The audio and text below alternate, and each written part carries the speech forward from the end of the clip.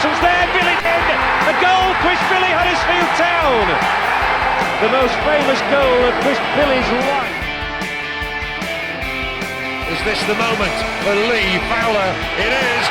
Take your place in Division 2, Huddersfield Town. Ruby and Steve Simonson's boots now. He's missed. Steve Simonson clears the frame of the goal and collapses in a heap of tears. Huddersfield Town are promoted. Mustafa Schindler has a chance to write his name in Huddersfield Town legend. And he takes that chance!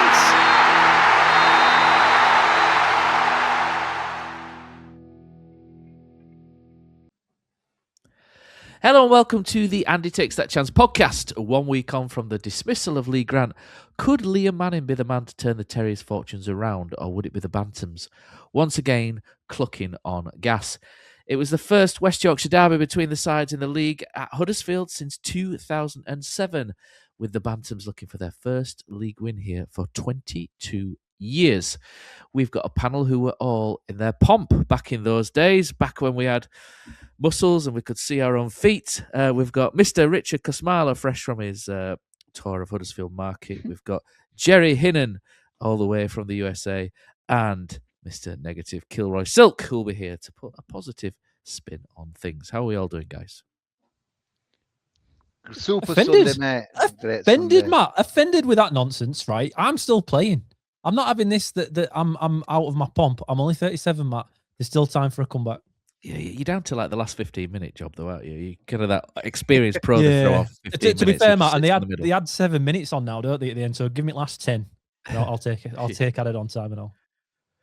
Yeah, lads, first, before we move on, I just want to dedicate this episode to David Major, who sadly passed away this week. So many Town fans will have been aware of David online, and he brought a lot of humour and laughs to the Huddersfield Town football timelines. And we were really sorry to hear this week that he's passed away. And we'd like to offer our love and support, and it all goes out to his family and friends, because he was someone who was a big personality online. I think everyone who listens to the pod will have interacted with him at some point and at least smiled or had a laugh. So this podcast, David, is for you. Right, boys, let's get into the day. Kosi, what was it like cruising the streets of Huddersfield before the game? Because you were out there with your coat where you pull the CP Company one, where you pull the hood over with your goggles on and then your glasses over that. What was going on in Huddersfield then, apart from bacon sandwiches at the market? Oh, what a great day, Matt. It just felt like I was going back to my 90s. I watched The Word on Friday night with Mandy Academy, and then got my Betamax recorded for Goals on Sunday, and John Elm ready for the highlights and that as well. But no, honestly, it was brilliant. I know some people might not agree with it, but I just think everything's great with a bit of edge. I really do. I think, obviously, we've come kind of through the football era like we have, Matt. And I think everything's really sanitised now. Clubs and people just want you to enjoy how they want to enjoy it. But no, I like to enjoy it with a bit of edge. And obviously, this game, 19 years, I think, since we've played a home league derby against them. And for me, this was always the game. I know, obviously, you were Leeds, but I were Bradford, just because of where I kind of brought up and the rivalry. I remember, what the Kevin Gray days and all that. Paul Reed, all that kind of stuff when Lee Sinnott changed. This mattered. This absolutely mattered. And if we lost, oh my days, it was a nightmare. When the worst day ever, I think I could be totally wrong here, but Bradford, David Weatherall fired that header in and Luton went down that season. That was the same season they stayed another year in the Premier League. I think we went down to League Two, didn't we? Horrendous. No, mate. they went. Anyway, we both went down same season. It was the year after. Was that one? Right, but I remember just like that. We both playoffs up at Fulham that year, unfortunately. Yeah, that we did something bad anyway. But anyway, on to the game. But as soon as you got to town, it were like, wow, you just could tell. I mean, obviously, police everywhere, but back door, the pub's open. The word's getting around, like you say, on the, what do they call it? I'm an ultra, what does it call it? A burner phone. Yeah, I've got no. It's back door at the Vulcan, it's back door here, back door there and stuff. So, and you just knew, like when you get in pub, we went to the Queen's at 10 o'clock, unbelievable, unprecedented. But and it was packed, and there were people there. There were a lot of people there that I hadn't seen at games for a long time, so everyone were up for it. And obviously, then all of a sudden, you walked out of the Queen's, you could hear massive chanting about dog shaggers and Huddersfield. We hate Huddersfield, so you knew all Bradford were outside the Boy and Barrel. Wow, it was a bit mad. And I think if you didn't know there was a game on and you were just doing your shopping in Sainsbury's or what have you, I think you'd be a bit, oh my God, have I just come for a new Green Street 3 series? It was special, and like there were kind of a bit of hairs back in neck, just thinking this is big, because like it were big for me anyway, because like I after what happened in September, I wanted to win at all costs. So did McGuane, but anyway, we'll come in later. But so yeah, but walking down to the ground, it was fiery. It was fiery. There were a lot going on, stuff you can't condone. I kind of got involved with a Bradford guy. He was only a pensioner. We had his flat cap on, his scarf, and there were two Huddersfield fans getting in his face, which were embarrassing. There was some stuff that did cross the line. Obviously, we'll come to some of the stuff that we don't want to talk about later on, but it were ace, Matt. It just felt it were big. They were, as soon as you got all the way from them flats down, just walking in, there were just people chanting, Huddersfield fans chanting all the way. A lot of it anti-Bradford, but then there were a lot of Bradford fans chanting back. He just felt this is good, and this was a lunchtime kickoff where it's normally absolutely dire. Even some of these Leeds games have been not all that. So as soon as I were pumped, man, of getting into the ground and that as well. And obviously, that's where my video, which has got a lot of traction, because like football away days kind of, when I put it on, I thought, shall I put it on or not? But you know what? I put up stuff on my heart on Twitter, and for me, I like the experience of old. A couple of people have told me to grow up from other teams, but most of the people, and you've had a lot of people that a Southampton fan said, like today, it spoiled it because there's a bubble. That Southampton Portsmouth, there's stuff like that a lot of people are not liking, like with their football. Obviously, it's there for a reason, and we don't condone any violence. But my words, when like half of the Bradford fans, I don't know if anyone noticed, like, but a lot of them weren't in. They were still queuing to get in when the Terriers thing, tribute was going on. So there was a lot of banter to and fro. But you know what? It just felt proper. It just felt like peak '94. I expected to see Boothie and Darren Bullock in his lineup with Panasonic, Riel, and all that on his shirt and the pulse and that. It was proper, and I was pumped, and it was great. And it was just like a throwback, because you don't get much of this, especially in League One, and so it should be. And I think at the end it was really good, the video, even some Bradford fans, because my point was, it wasn't a matter of like, we beat them and up yours, Bradford, or we hate Bradford. It wasn't a matter of that. It was a matter of, look, it mattered to both sets of clubs. Fans, this little people have had not sleepless nights, but there were people that would have struggled to maybe when they woke up on Saturday, this was the game. I know Leeds it is for quite a lot of people, and sometimes for Barnsley, the people of the bottom, but this mattered, and it were like, it just felt it like all day. And as soon as I clicked through that turnstile, I thought, we got to win. As the minutes tick by to kick off, and all the chanting and all this kind of scenes as you walk that time, I thought, we have to win this game. A draw ain't good enough. We have to win this game. Not really even just to get in the playoffs or whatever, but just to put right the wrong of September. We had to win it. And I just thought, can this team back us up? Like when they've let us down so many times, obviously with new manager, obviously we'll come over to everything as well. But we're just a throwback, mate, to mid-90s football. Yeah. I mean, I don't know if you remember that, but when Birmingham won the league on our patch, Barry Fry, it were good. A lot of people might not agree with what I'm saying, because and there were unfortunately some women kids get involved with it. There were some cars driving past, at the bottom of the St Andrews where there was stuff kicking off, and yeah, I don't agree with that. But you know what? It mattered, and as much as I dislike Bradford a lot, there's no. There was that begrudging respect from them. There were a guy just tweeted me, says, you know what, you deserve to beat us. You jumped on us. This is, I'm talking football here. They deserve to beat us. You jumped on us. You wanted it more. But I enjoyed the day because this were proper, and I've missed the Town Bradford games. And you know what? I just thought, amen, mate, because I felt exactly the same. I haven't, in all honesty, but I did enjoy it once I got to the ground. I did enjoy it. I came from the other end of town, so for me there was none of that whatsoever. It was just a gentle walk in, and then once we got into the ground, it was like, oh, there's a game going on. So it was a bit different, but I obviously didn't come from town. Hopefully, when you're filming your videos, backdoor Kosi doesn't become the next line in your Twitter one. So hopefully we'll leave that one off.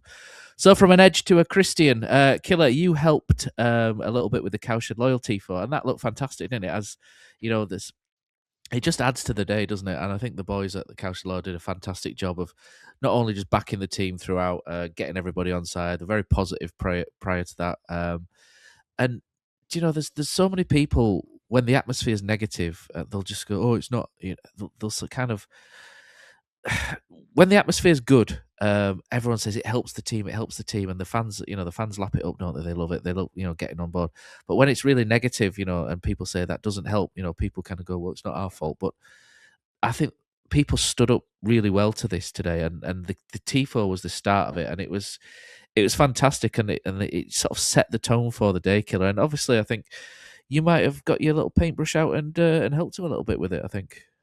Yeah, to be fair, I didn't do any of the painting, so I need to be careful here, Matt, because the Cowshed Law boys are fantastic, but I don't want to claim anything that I've not contributed to. You said prior to this that you painted half of the thing. Yeah, okay.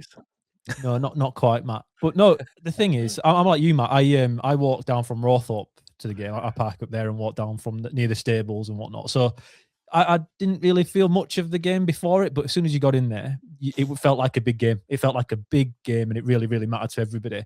And the Cowshed Loyal is a big part of that. Yeah, we were down there on Friday. There were 20, 30 lads. And the thing with the Cowshed Loyal that I think is important to understand is when they get this shit from people about being the atmosphere is not good enough, it annoys me so much because they try and make out that they're only loud when they're winning, and they're kind of a bit of like flat trap bullies in regards to how supportive they can be. What a load of nonsense that is. We were down there on Friday night, and now I think it's 300 hours went into preparing that display, I think, on the creation of it. And then on Friday night, there were 20, 30 of us down there till 10:30. The day before the game. And remember, up until this point, this season has been pretty poor, right? Yet still, the Cowshed Law boys were down there having put all the work in. Well, they didn't know it was Liam Manning's first game. So this isn't just because of that. This is because this is what they do. And we're very, very lucky to have them in that. I think there's only Middlesbrough in the bottom 3 divisions that also do it as well as Town do, to the level that we do it. There's a few smaller ones. I think Doncaster, Burton Albion have a little bit of one, but it's not as crowd-funded as we fortunately have with the Cowshed Loyal. But like you say, Matt, I think when you see that as a fan, it gets everybody else amped up. And you can't really explain why, but it just does. You can see the players responded to it. Everything is better when the crowd are engaged, and it can come from loads of different places. It can come from naturally the pitch on the field. The game can be going our way, and that increases the atmosphere. But when you've got that to start off with, and the effort that goes into it on a big day like Saturday, it really just enhances everything, and it makes everyone's football experience better. I'm with you, Kosi. It felt like a throwback. The entire game felt like a throwback, and I wasn't ready for it. Like I say, I ended up getting there just before kickoff. I was supposed to go in with the Cowshed Loyal boys, but by the time I got there at 12:25, the Bradford City fans were queuing all the way back to get in. I'd had to walk all the way around them, and there was just no way I wanted to miss, obviously, the display and the Terriers tribute. But there were Bradford fans everywhere, Matt, as well, where we sit up in the upper tier of the Prawn Sandwich Brigade on the Riverside. Yeah. Obviously, there's a lot more empty seats this season than there has been previously because of the change in season ticket pricing. So there was no empty seats near me, Matt, for this one. I don't know what it was like near you, just over the aisle from where I sit, but there were a lot of people there that I hadn't recognised before. There were a lot of people getting through the turnstile that weren't entirely sure of where they were going either. And now I'm not going to say they were all Bradford City fans, but I'd be very surprised if a few of them weren't. There were people all over the place. It felt like the most important game of the season. And it must have been like that for both sides, but that just made the game fantastic from the moment before kicking off all the way through to the end of it. It's what we love football for. And I think when you try and explain to your missus who doesn't like football too much why we do it, why people spend 300 hours doing a display, why we're here on a Sunday night after I recorded one yesterday on Saturday, and on Thursday night we did the driving mat, and then 2 other episodes till midnight, why we are so addicted to this game is because of the atmosphere that we had on Saturday. That's why we love it. That's what we're there for. The drama of the game. There's only, I don't want to spoil it, but there's not that many goals in this game, yet still the atmosphere around the entire day is why we absolutely love this game and why it is the best game in the world. Because no other sport, no tailgating, Jerry, nothing American, nothing gets close to the passion because of the effort that people put in so many different angles to create something that is magical and cannot be replicated. Even though they try many, many places, English football, British football, Scottish is pretty good as well, is where it's at. And it's because of the feeling you get on Saturday like we had against Bradford. It was fantastic. So derby match aside, the atmosphere was different. The new manager's given people a real lift. Town fans had an extra spring in their step. And from the moment, like you say, that you entered the ground, there was a different energy. It was a lot more positive. I don't think we would have had that if Lee Grant was there. I think it would have been a little bit drab. How did it come across on TV then, Jerry? Just for anyone listening, Killer, by the way, I didn't see anyone different in our area. I didn't notice anyone. Someone was in my seat, Matt, for starters, and that never happens. You should have suplexed them out of it. No, he's bigger than me.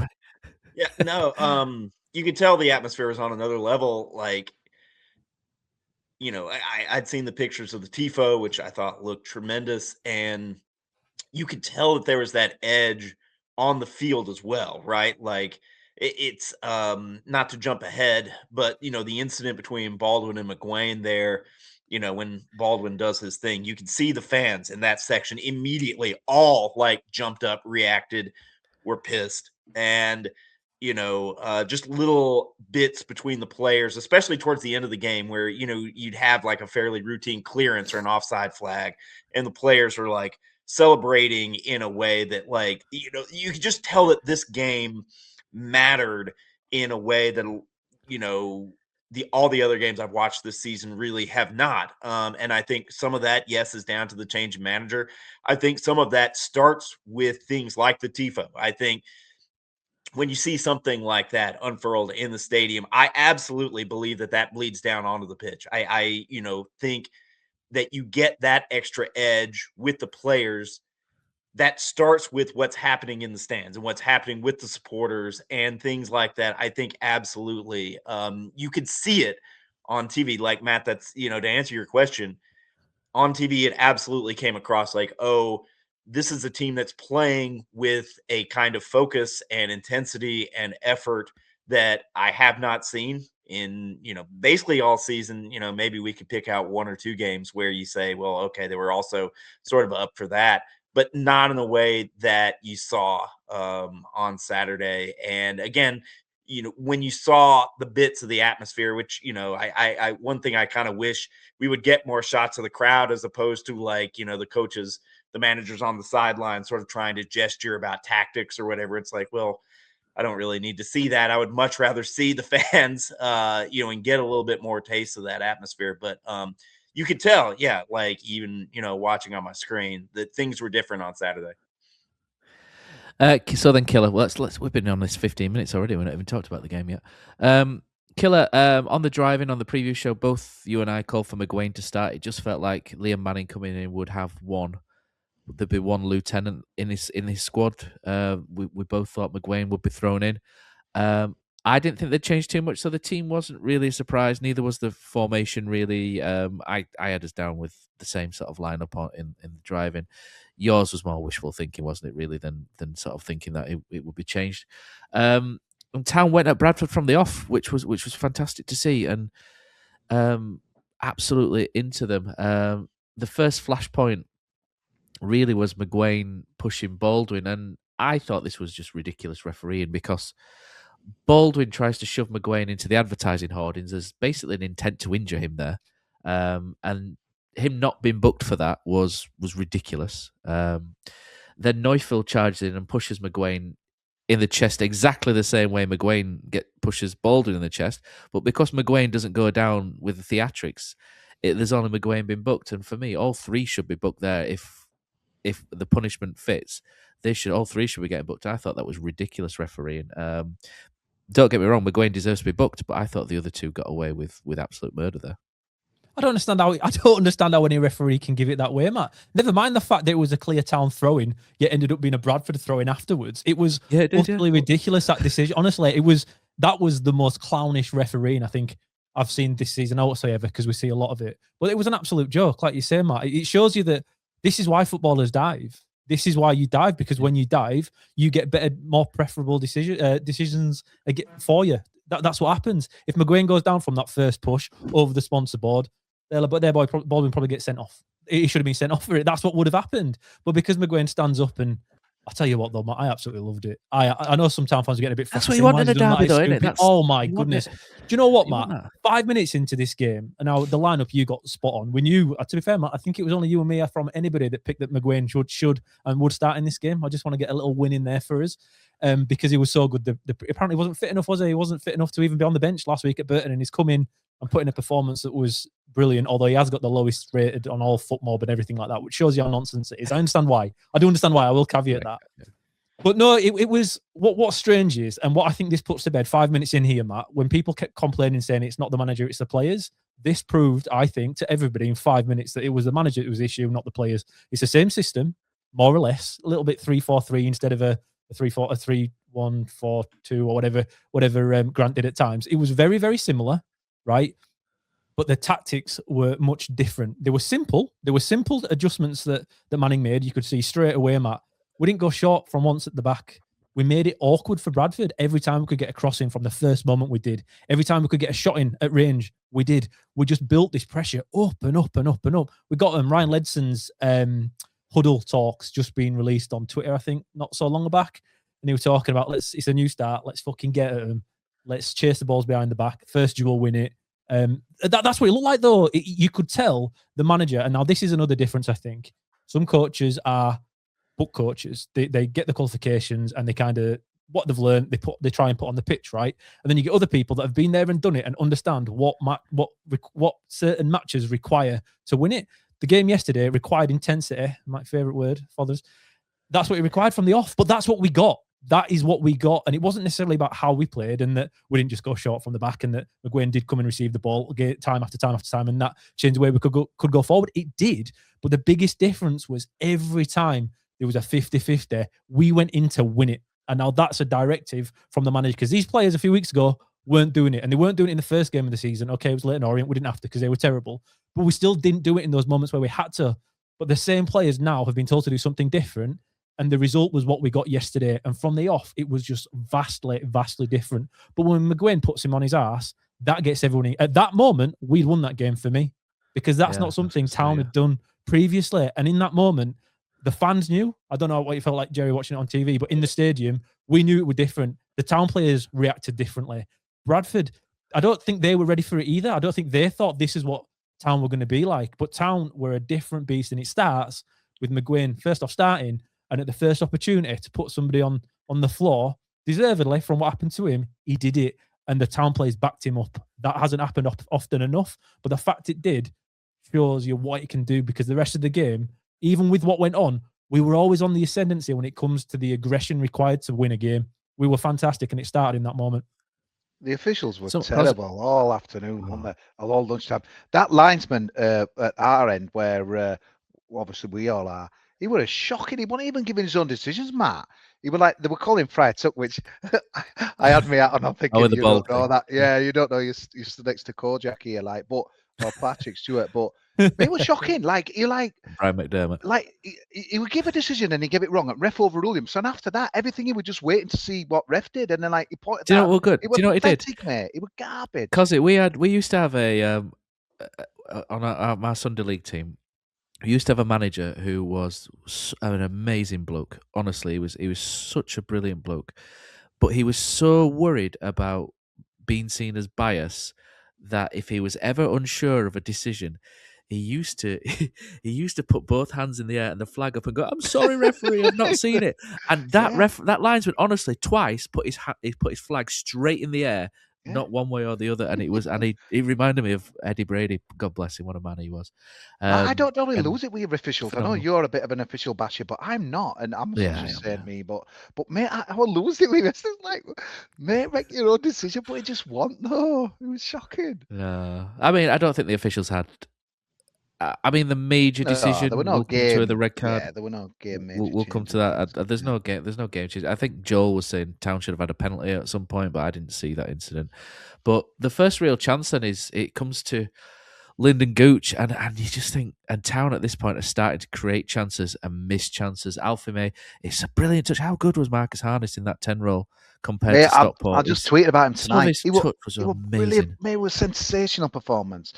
And I thought McGuinn would have better midfielder until the time he got sent off. But I think I've got to take it all back, mate. Honest, every time you watch any of these highlights, it's like, it's ridiculous. His touch, that first touch he does before he puts Bojan through is unreal. Do you know how it's unreal? But the touch it's the little layoff to Alfie May. It's a great save from the Bradford keeper, isn't it, Walker? But it falls perfectly to Gooch. And I'm right, me and Killer, we're right behind that. And he's got so much goal to aim at, and Gooch he puts it wide, and it's like, oh.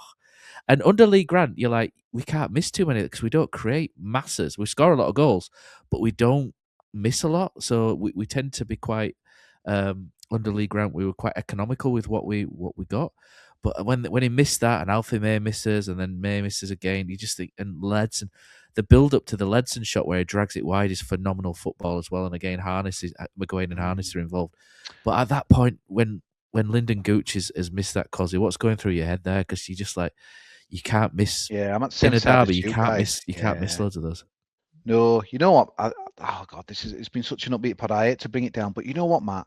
Alfie May, that's a bad miss, that. And Alfie May's lacking in confidence in front of goal. He is lacking in confidence in front of goal. He's missing big chances all the time. There's one second half. It's like, I don't want to, this is the last thing I want to say today and that as well, but the Alfie May that were ripping up things for Charlton and to a lesser extent Birmingham was still good. He's lost his, he needs a goal, mate. He needs a goal, but obviously, spoiler, it does, the winning goal obviously kind of, you can't knock his work ethic and work rate, and he's always going to get the fans backing. But when Alfie May is through now, I'm kind of thinking, I don't know if he's going to score here. He just lacks confidence. But yeah, that's the last thing I want to say. Great finish against Burton. Yeah, it's not the Alfie May we thought we were getting, Matt. Is it? But it was fantastic. Other than that, it was fantastic. Yeah, best to get to come. And he would have been a bit of a cheerleader in that first half. He were like, yeah, he's a character. He's a brilliant character. He is. The fans love the hard worker, Matt. They always have done, and they always will do. But obviously, he's so much better than he's showing with his finishing, and I'm sure that'll come, mate, when we beat Bradford. He'll get there. I think he'll get there. I think he'll get double figures this season. I think he'll get double figures. No, brilliant. And again, mate, a shout out to my mate Bojan. Unbelievable again. He was so good. Yeah. His control, his chest, his like the way he backs in, he bullied them, off didn't stuff. Yeah, he did, mate. And he's not a natural bully, I don't think, Bojan.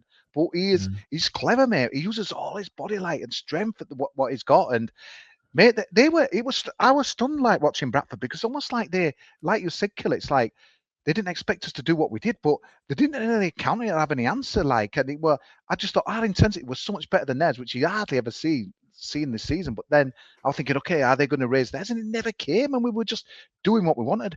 McGuane, like, oh mate, he just absolutely controlled everything, like all of the game. He would just direction operations. He were pointing. He were like air traffic control. You know, when you land and they're like, right, this plane comes here and that plane comes there, so we can get into Terminal 2. That linesman with his flag in the air, straight up. Mate, the guy, honestly, I just took a view after about 20 minutes, thinking, oh my days, this is what all the fuss were about McGuane. The Bristol City fans were telling me about, you know, what we were going to get. And he was just pointing to people, and he were cruising the game, Matt. Absolutely cruising the game. Like he were a level. Like they were saying, why is he dropped to League One? They'll never know. But you could tell. And this is a guy who's, what is it, probably 50% fit and stuff. But mate, I just thought from that moment, I thought, this is, what's the biggest difference? Is it Liam Manning? Is it McGuane? Is it attitudes? Maybe it's all of it. McGuane was against, when we played Rotherham, McGuane was doing the same against Rotherham. I know it's the EFL Cup and it's a different intensity, but he was very good in the first 45 minutes there as well. He was completely different. And he knew it, Matt. He had that cockiness about him that we haven't really had in the midfield. I loved it. Yeah. He knew it. He knew we were better than others, mate. And he was swaggering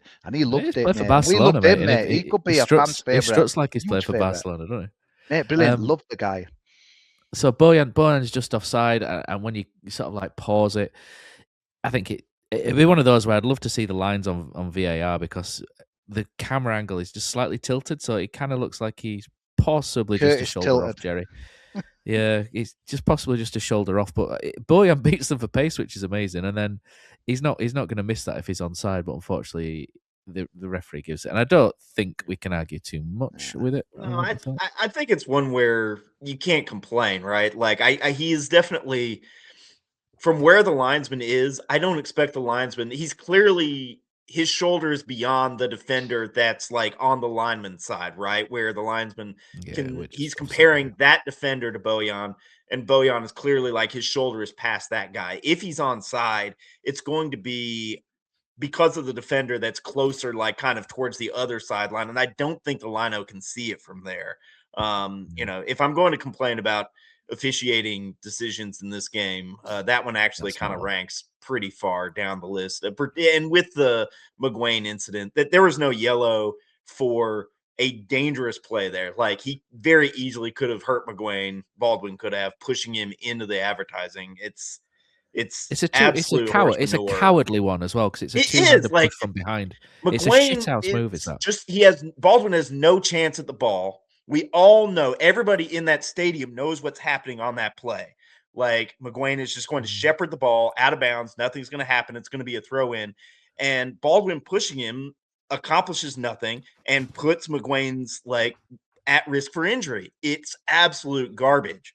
And I just to echo what Killer said, like McGuane is 100% within his rights to get up and give him a two-handed shove and put his ass on the ground. Like, to me, it's not even like, oh, this is McGuane going above and beyond. That's what that situation required, was standing up and giving him that shove. Sorry, I just wanted to get that out there. It's all right. Yeah, go for it. But we'll talk about the goal as well. It's. Do you know what? For years, people have been saying, "Why don't we take quick throw-ins? Why don't we take quick throw-ins?" Oh. Barley Mumba takes a really nice quick throw-in, doesn't he? And Alpha May's the one who's alive here. Who's alive to the runs. Makes a great run. Barley Mumba just chucks the ball, and Alfie May. I think Alfie May a few years ago might have shot from there, but he doesn't. He puts it on Bojan's head. Bojan makes a nice little run. Probably should score, but it's a great save from the keeper again. He makes another good save, and then Harnish just dinks it in and runs off. Spends 3 seconds winning the Bradford fans up. It reminded me of 2017 Izzy Brown a little bit against Leeds, because he did that one where Izzy Brown ran off and gave them a little bit. You know what I mean? And then Ledson's got a hold in his ear, and there's some shithousing going on from Town's players then, which if you're in the away end would rally you up and get you really annoyed, to be fair. But good goal for us. Probably a bad goal from their point of view, but for us, Marcus Harness on the spot. Mark, it was a good goal because, again, when we missed that big chance like before, you're just thinking, you do worry when you're playing so well and you just don't get that goal. And I was thinking, no, please don't be one of them games where we're going to regret that. And it came, didn't it, mate? I mean, what Bojan's a bad header, mate? Do you think? I mean, being arsed, he could have done better. I wouldn't say bad, but it wasn't good. No, the keeper probably could he have done better, Matt? Their keeper, not that we're a Bradford. No, it's reaction. It's a good reaction save. I think he's played well, the keeper. Johnny on the spot though, mate. I disagree. I thought Bojan's header was pretty good. Like, he puts it back across the goal, right? Keeper's shifting towards it's just at the right height, isn't it? That's the only thing. Yeah. Back in the opposite direction. Now, maybe he can get it a little. If he gets it another like 6 inches, a foot further towards the corner, it's a goal. But he forces Walker's at the Bradford keeper. I forget what his name is, but he forces him into making kind of the desperation save, right? Like, the keeper can't push the ball over the bar. He can't push it, out of the danger zone. All he can do is really put his hand on it. I thought Bojan earned his assist on that one. Like, no, he could have done a little bit better. But I thought he did well enough, like that was kind of what created the goal in some ways. Now, obviously, a shout to May, great run, great ball into Bojan, but it was a team goal. Like, it was a great throw in, from Mumba, recognizing the opportunity, the great run, and I thought the header was part of that. I thought Bojan did pretty well there to sort of, create that by forcing the keeper into a difficult save as opposed to a more routine save. It just shows the passion. You know what? Hang on, because this is my favorite goal of the season so far. It wasn't just Mumba. This is what's really exciting. Not exciting. That's probably the wrong way to put it.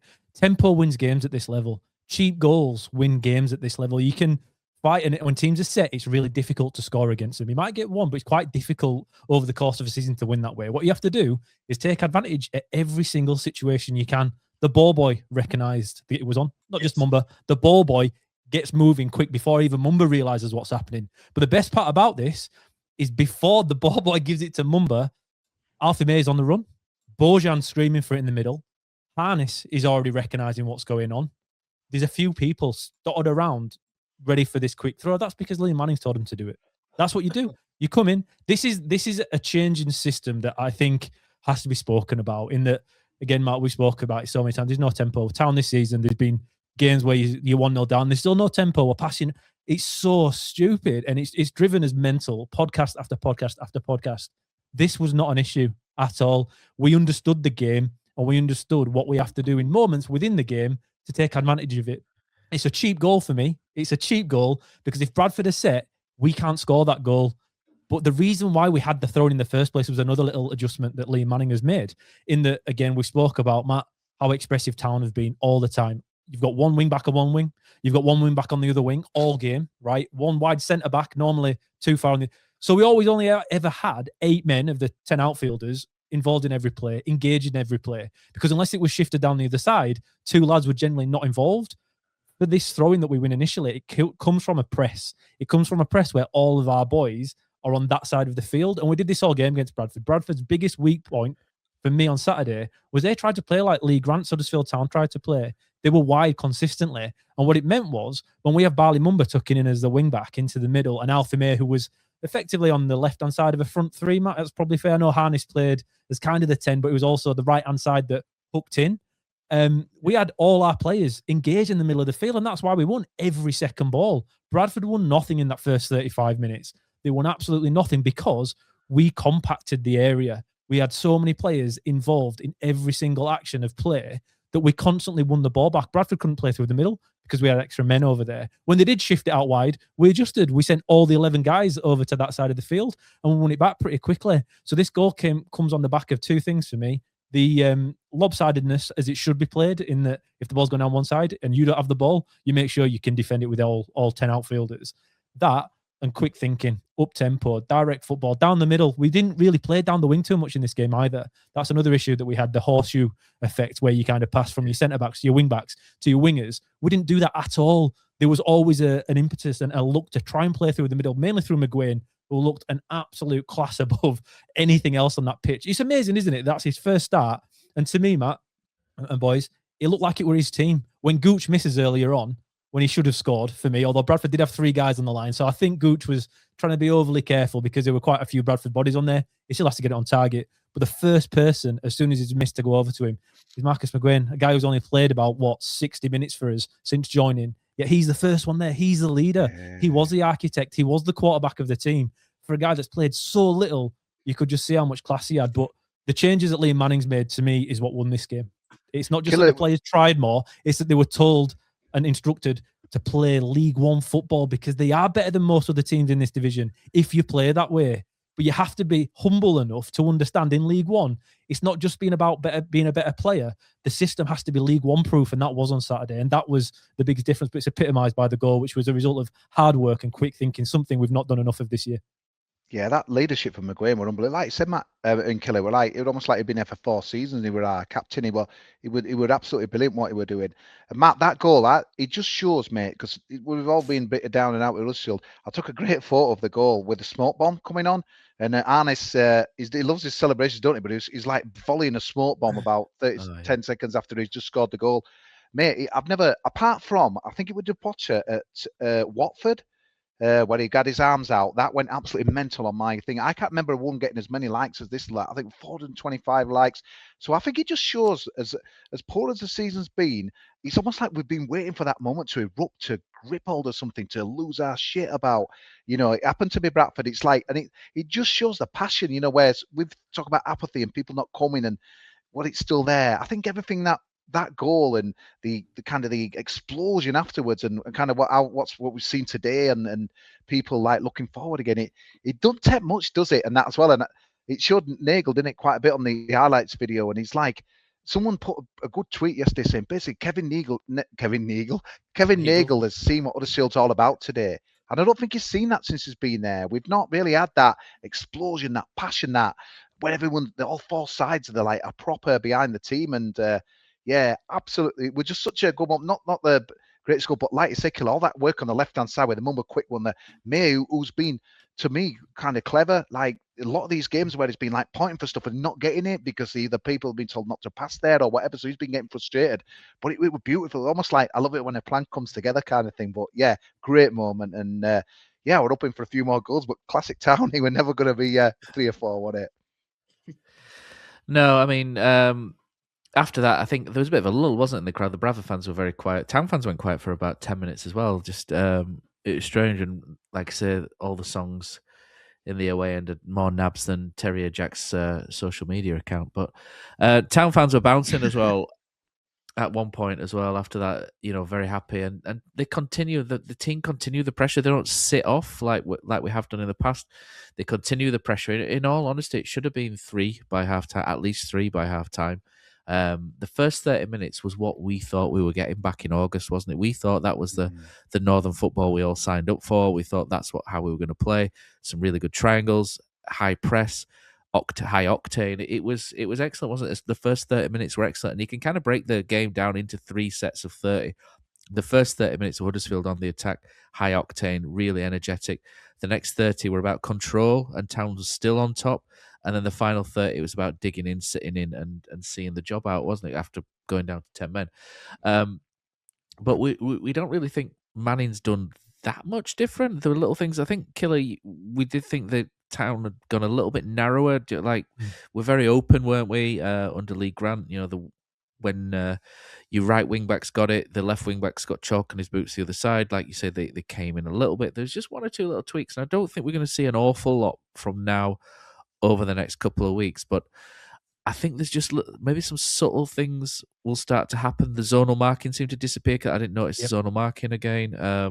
So hopefully the bad habits that we've picked up of will be eradicated, and I think that comes with just having a guy with a few more years' experience under his belt managing, doesn't it? I mean, I think Lee Grant will go on and he'll be a good first team coach somewhere, maybe in the Premier League at some point. As a head coach, he's probably got a bit to learn if he wants to get a higher level. But it was you could see that Manning's had four or 5 jobs before Huddersfield as a head coach, couldn't you? And there was a couple of little things. He didn't try and do too much straight away, but there were a couple of little tweaks, little tune-ups, and it all came out quite well for him, really. I don't think there's that much that needed to change. Like I said, it's lopsided, it keeping everybody engaged all the time. Another thing he did, Matt, was when you are engaged, when you are compact, you then have the space to run into. So there was quite a few times where Ballymumba had a bit of luck in that he sprinted out wide. Alfie May especially, there was a few runs where he's trying to slip markers, but because we're not expansive, because we are down the middle, then you've got that extra space to run into, which makes it much easier for you, Matt. We were higher in the defensive line as well. I don't know if you noticed that Balker was tasked with sweeping up a little bit more than he has done recently. So Joe Lowe kind of tracked a little bit, but because we had a much more controlled midfield, when anybody from Bradford, and we weren't zonal marking, when anybody dropped into that, when Poynton, for example, dropped a little bit deeper, McGuinn and Ledson picked him up. We were on that, whereas previously, Matt, again, most podcasts have been talking about that area in front of the centre backs and behind the centre midfield. Nobody was picking anybody up, or Joe Lowe would come out too far into it and then get beaten for pace trying to reset. That didn't happen at all. Partially because, the defensive line was much higher, so Balker was that sweeping role, which gave us a little bit more protection. And to be fair, Bradford didn't have the pace up top to really challenge that. I think that's something we'll find out more about maybe against Luton or Peterborough especially, because they're quite fast up top. But with that higher defensive line, it just meant that gap between the defence and the midfield wasn't as big as it has been previously.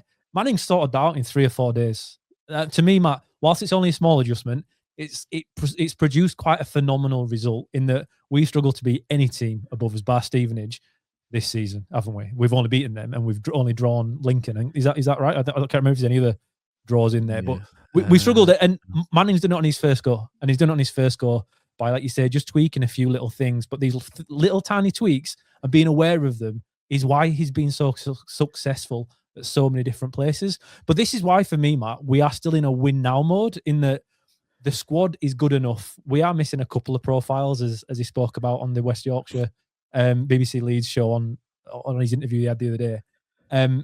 We are missing a few, but we're not that far off. And just these few little tweaks, like Manning showed in that first half, and throughout the entire game until it went a little bit different with 10 men, were just enough, and that's all we need. That's as far away as we are from being really good in this league, Matt. Just quickly though, I do think in that last 15 minutes of the first half, it wasn't that Town lost control. I know you said we were controlled. It was more that Bradford didn't want to concede a second goal. And now this is what another really good manager does, in that Alexander is a pain. He just spoke to the 4th official the entire game. It annoyed the crap out of me watching him just whinge. But he understands once you go 1-0 down away from home, it's not great, but don't go 2-0 down. So what Bradford did is they just controlled the ball. They didn't try and go forward. They didn't try and create anything, but they tried to stop us scoring again. And they just did that for 15 minutes after Harness has put us 1-0 up. They just stifled the game, stifled the fans a little bit. I thought they were quite anti-football, to be fair, Bradford, for quite a lot of that.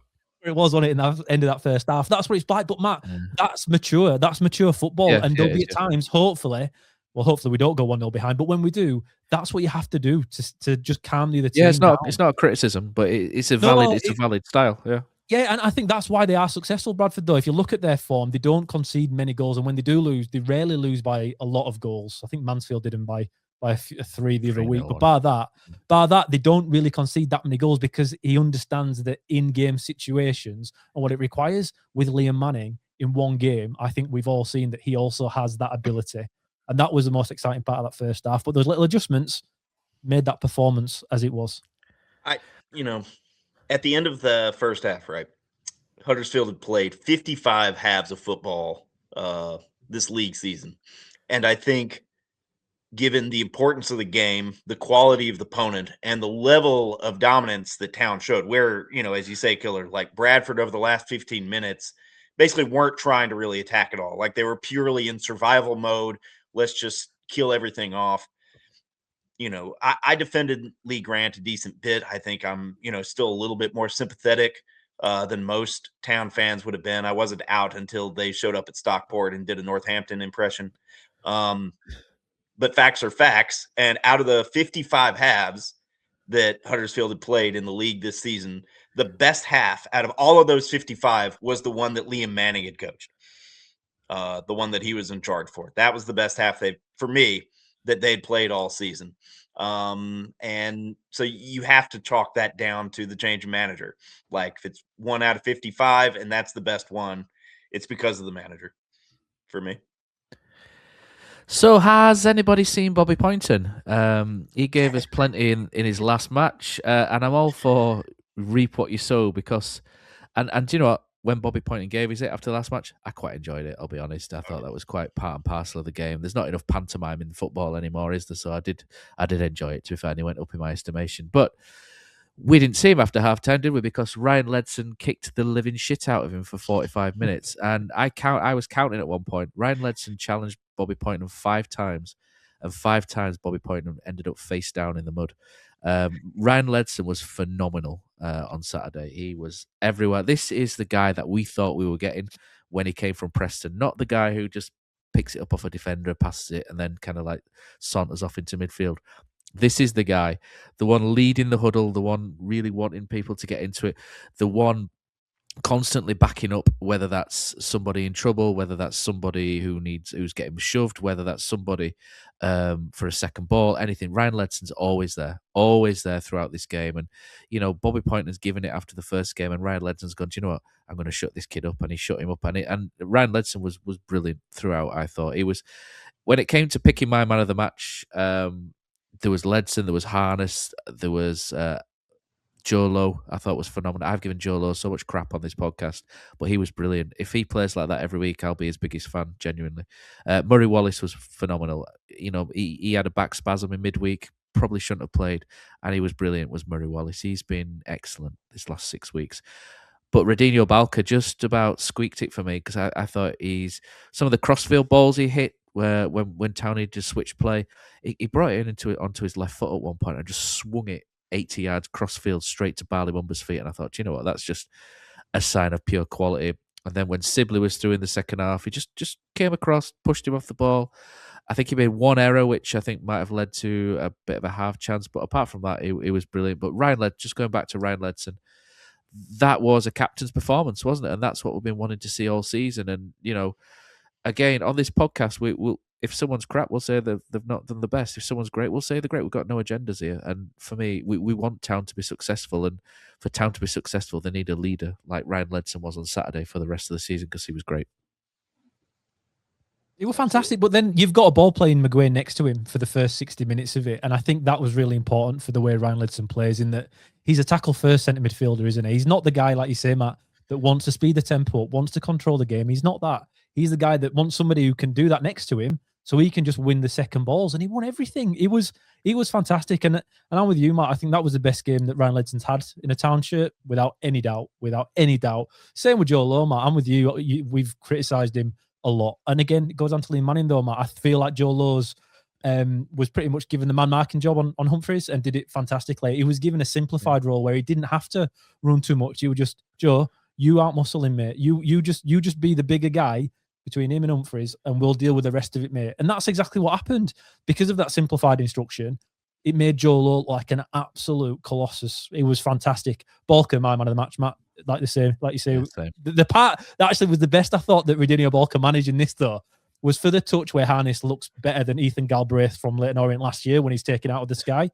It was in that play before it went to Harness. Balker won the ball 3 times in about 5 seconds because he won it first time, came back, won it again, came back, won it again, and that's when it went to Harness and then to Bojan. Which, just for going back over old talk here, is onside because for me, my boys, if there's no daylight, I think it's you can't give it on a centimetre of a shoulder. He's supposed to give it the advantage. He's supposed to go with the attacking advantage, aren't you? You should be. For me, you should be. Arsene Wenger has that, doesn't he? He wants a daylight rule that it's only offside if there's daylight between. For me, that is as onside as it should be. If it's onside enough to the naked eye, it should have counted for me. But Matt, Redenio Balker was a beast. And now we're up to 10 games in a row with him in, I think. Or is it 11 now? Yeah, an unbelievable run. Balker's talk about keeper giving it up with over Radulovic. Everyone's talking like he was just going to. I know. He won't. Yeah, he didn't. He thought he was offside.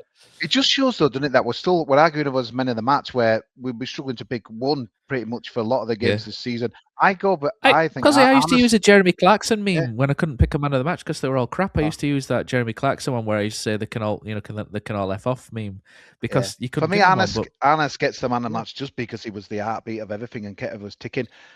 Balker, it's not. Bradford were powder puff, so I get he did a lot of good things, but for me, I just think that's why Arnes gives the edge. Honestly, that guy, unbelievable. Honestly, it's unbelievable.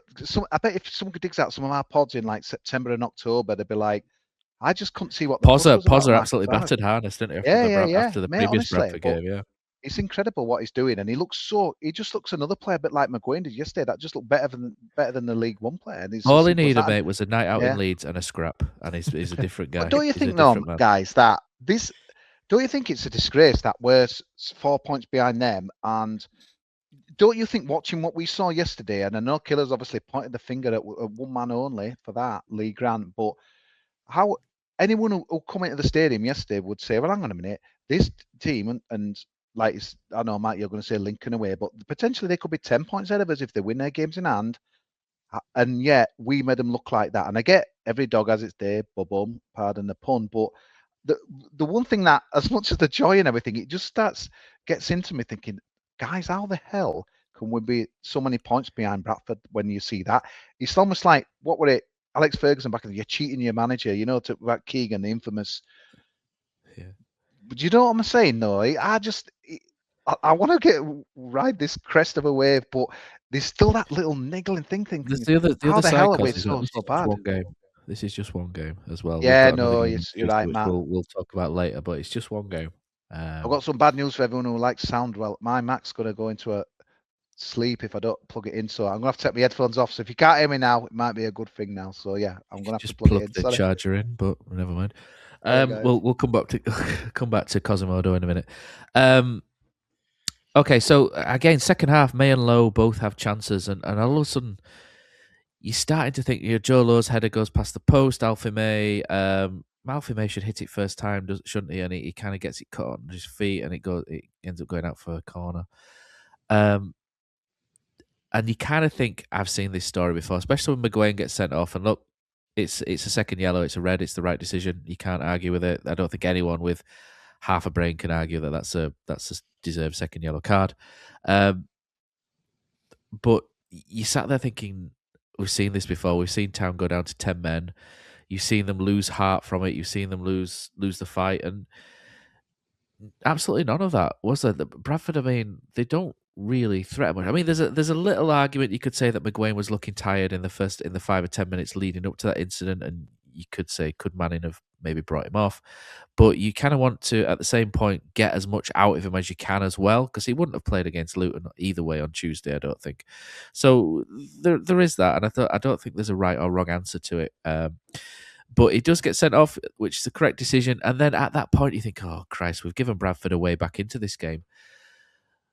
But they don't really offer anything, Jerry. They don't really. I mean, they also, you can see that visibly they pick up. They're trying to get behind the fans. Their fans make a bit of noise for the first time in a little while as well, because they've seen an opportunity to get back into the game. They get behind their team, but they didn't really. I mean, Sibley has that silly half volley from 35 yards when we can pass in, and that's it really. I think he has another chance where Balker makes the error, doesn't he? And he kind of cushions it, has a back pass. Metcalf has thankfully that he was closed down really well and he was put onto his less favoured left foot because he has got a decent shot on him as Metcalf. He puts it down Nichols' throat. Curtis Tilt has a header at the far post, which, to be honest, isn't that easy anyway, but he kind of cushions it back to Nichols. But other than that, they offered very little. Town structurally were very good, and I think Manning got the sub at the right time as well. I mean, when we took Alfie May and Boyan off, we did look a lot weaker, but the Sorensen one I was a little bit unsure about, but he did all right when he came on. It was just about getting into position more than anything. Dion Charles, I think people might have an issue with, but he was sent on to close down the passing lanes, and I think when you do that, you do look like you're playing shit because basically you don't charge around, sort of tackling like a madman, and you basically you're just blocking off the pass. And I think that was his instruction, and he was a little frustrated to watch. But if that's his instruction, then he's gone through with it and he's done his bit for the team, right? Oh yeah, I think. What sort of job do I want to ask Dion Charles to perform? I think, we're down to 10 men and we just need somebody to, run around as hard as possible, just make things as difficult as possible for the opponent. I think Dion Charles can do that. I rewatched the game, this morning, and I was surprised by, live. I was really tense and nervous because it's like, oh, well, one goal and this is a draw and they don't deserve it. And, all of this.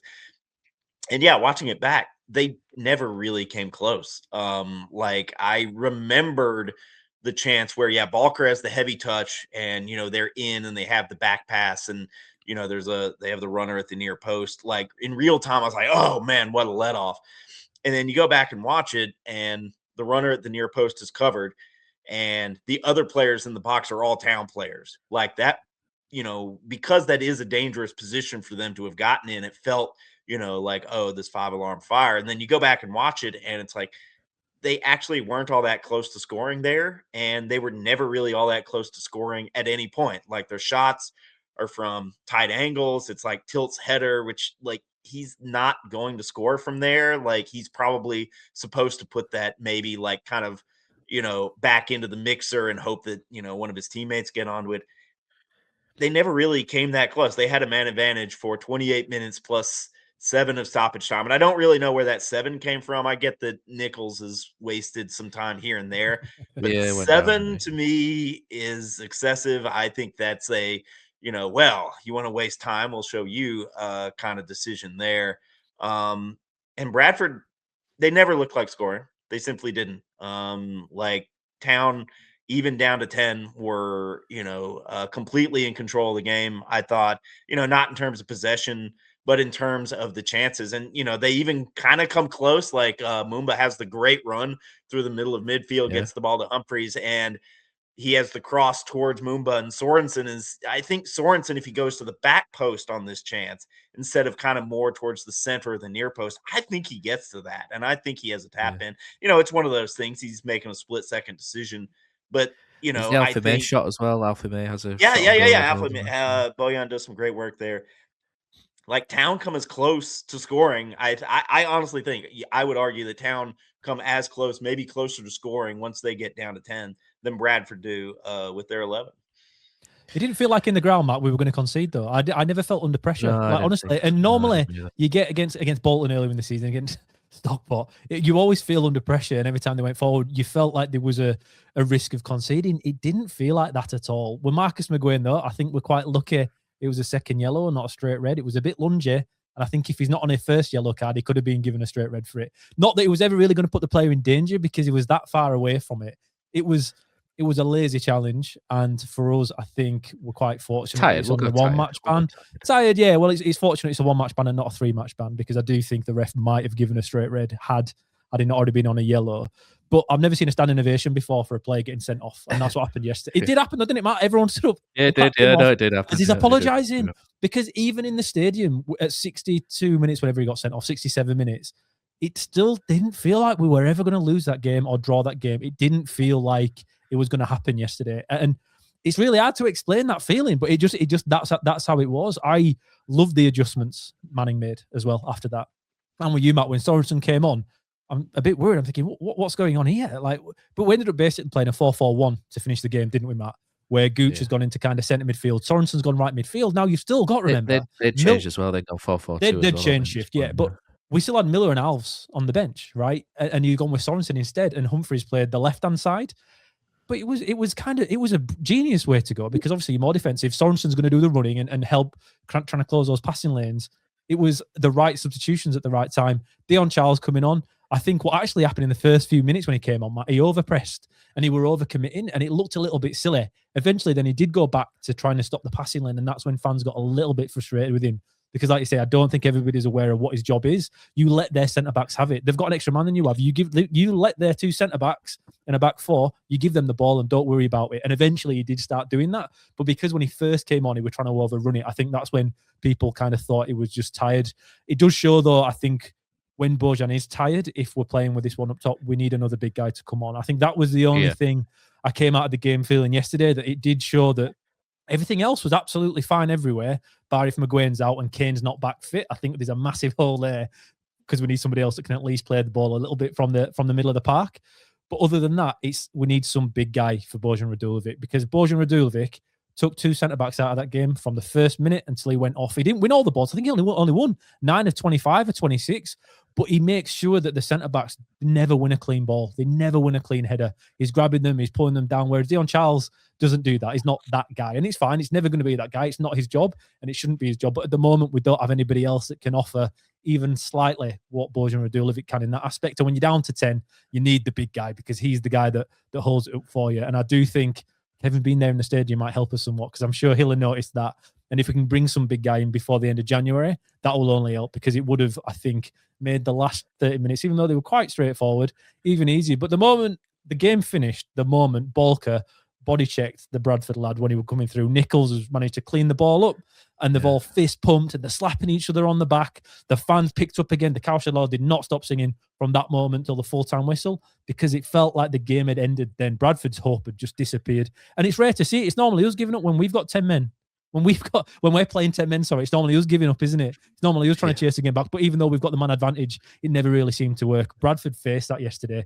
But it wasn't just that they were poor, it was that we made them that way. But it was more important that the game finished that way. I think if McGuane stays on and we win 1-0, 2-0, it wouldn't have done us as much good as it's actually going to do that he did get sent off. And we've brought that bit of character in, because that made the day even better and even more memorable, not just for us, but the players afterwards, as you saw in the celebrations.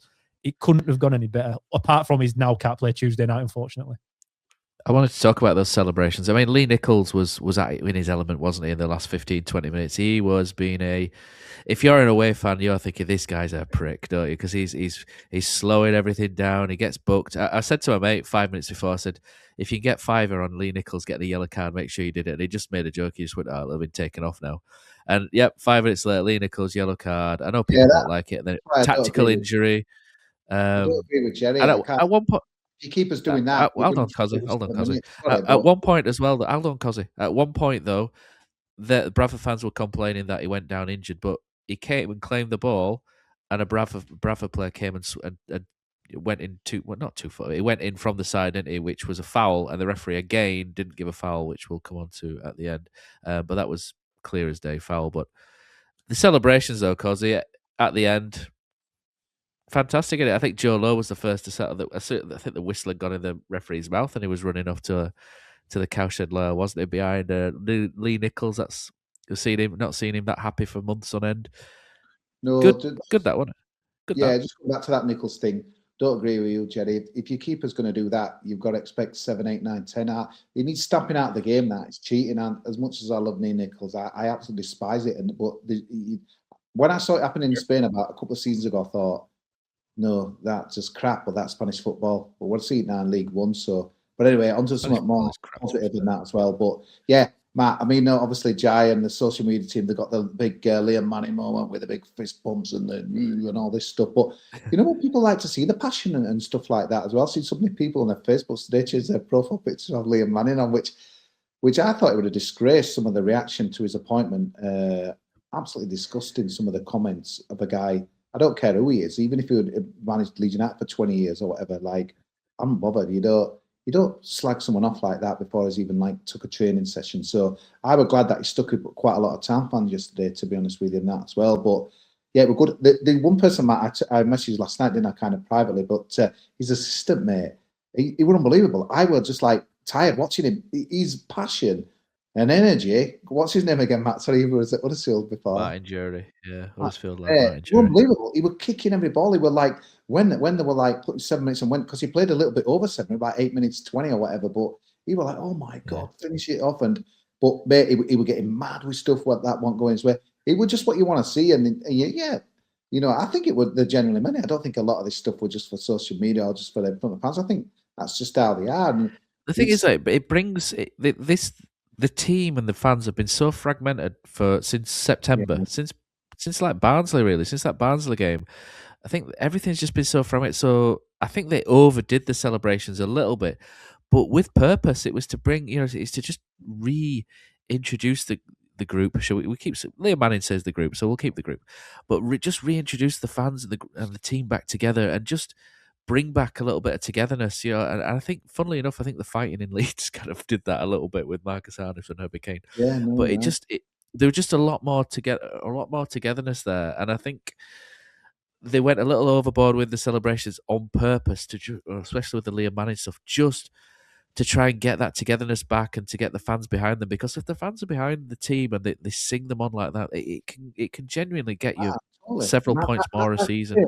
You know, who knows if we're getting the playoffs and stuff, but that kind of stuff could get us in the playoffs and promotion, mate. I know it might sound a bit dramatic for one game, but totally. Because the players are gonna need the fans maybe when we're 1 down at Peterborough. Hopefully we're not on Saturday, but you know, these tough away games, we've got such a battle to get in them playoff spots. We've given everyone such an head start, and even though we're in there now and what have you, the games in hand and stuff, and to be fair, it's bottoming out a little bit better than maybe it looked about 3 games ago. But there's so much work to be done. There's so many times where we're going to need to go there and win. And I think winning with everything yesterday, and I didn't think it mattered how we got it, like 1 or 4-0, but the fact that we got a performance in a derby, you just take anything, don't you? Even sometimes when you don't deserve it. But like you said, kid, I don't think it would have gone any better because it was just like how it looked. And it made me think, I was going to kind of throw it out to Twitter, but I'll throw it out to the pod.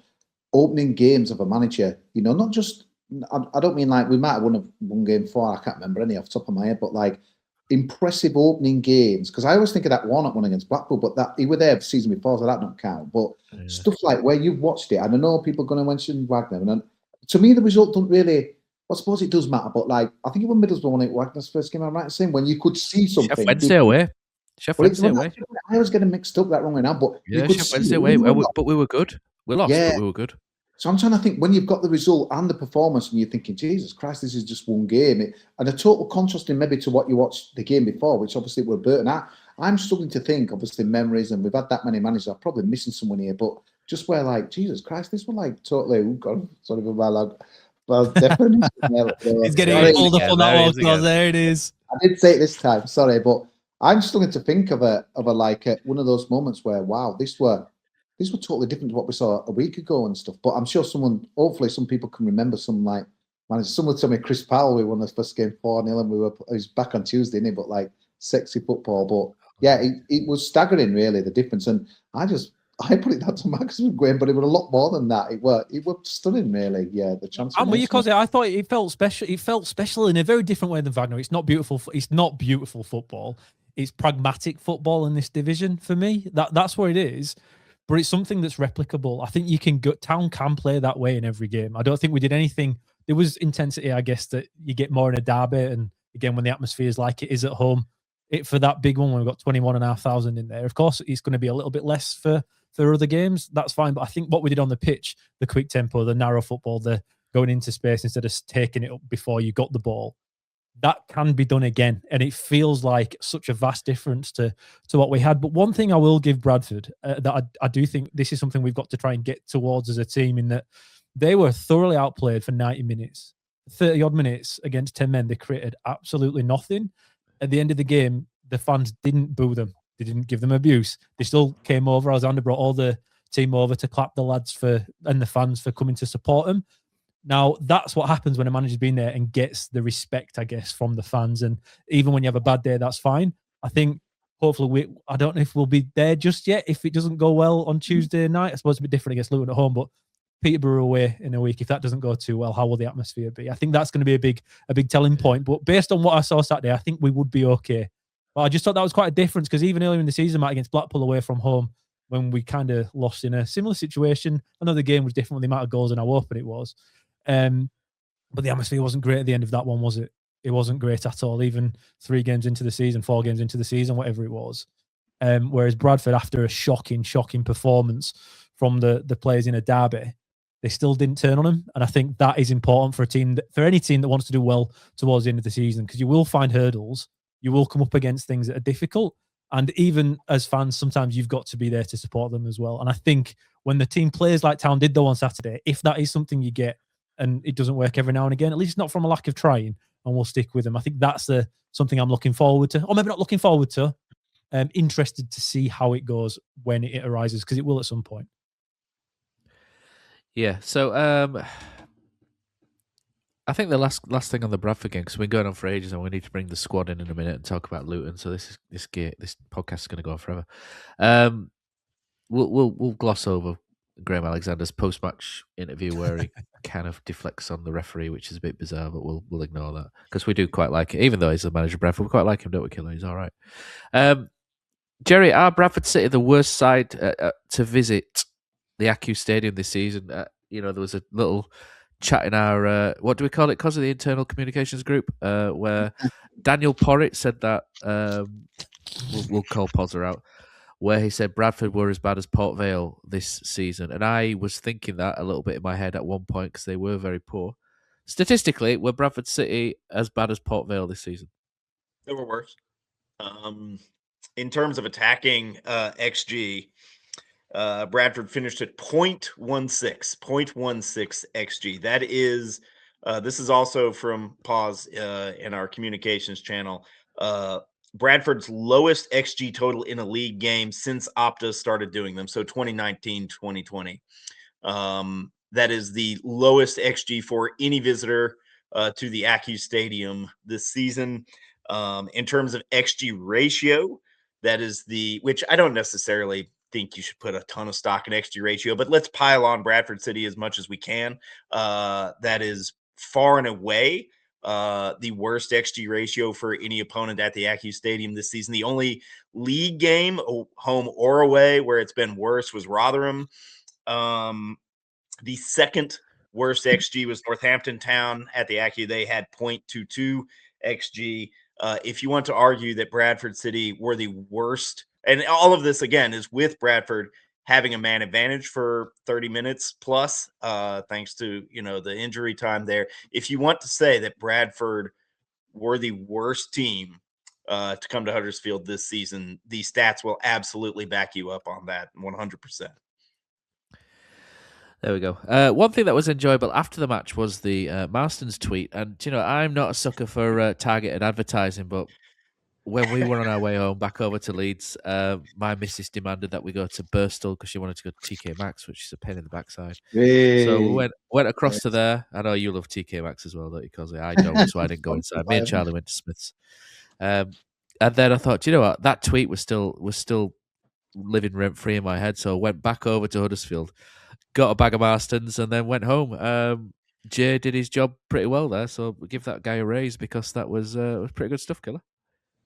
What are you coming to me for? You can't come to me on this one, Matt. It's unethical, disgusting, horrible behaviour, and I just hope that, you know what, today, funnily enough, as a quick sidetrack, I've been vegan now for 2 years, and according to Vegan Tracker, I have saved the lives or not killed 320 animals throughout my time as being a vegan. So when I go to sleep tonight, boys, I'll just remember that. So you may have enjoyed your chicken, Matt, and to be fair, Marston chicken is pretty fantastic, to be fair. I do miss that. That and a Zinger burger.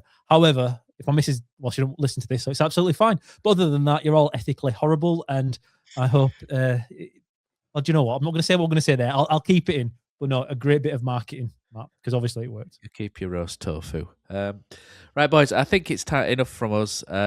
Killer, there's probably a message for you in the squad as well. So we'll roll in the Andy Takes That Chance squad and find out what all of our Patreon subscribers have had to say about the game. Bonjour, je m'appelle Bouvet. Hello, there is no one here to take your call, so for your convenience, we have answered it automatically. Now don't hang up. When you hear the tone, leave your name and a brief message, and we will contact you upon our return. Welcome, good riding, Martham here, coming to you at 9 p.m. on Saturday, 24th of January, after we've just absolutely booted them chickens back to Bradford. Oh, I tell you what, I've had a busy old day, me. I got into town about 8:30 this morning off the 254, and I've been supping in Cherry Tree ever since. Bloody hell, I was absolutely plastered by the time I got down to the game.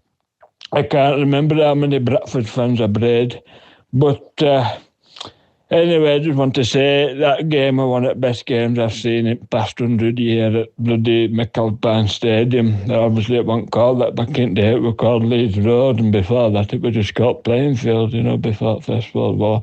Anyway, I digress.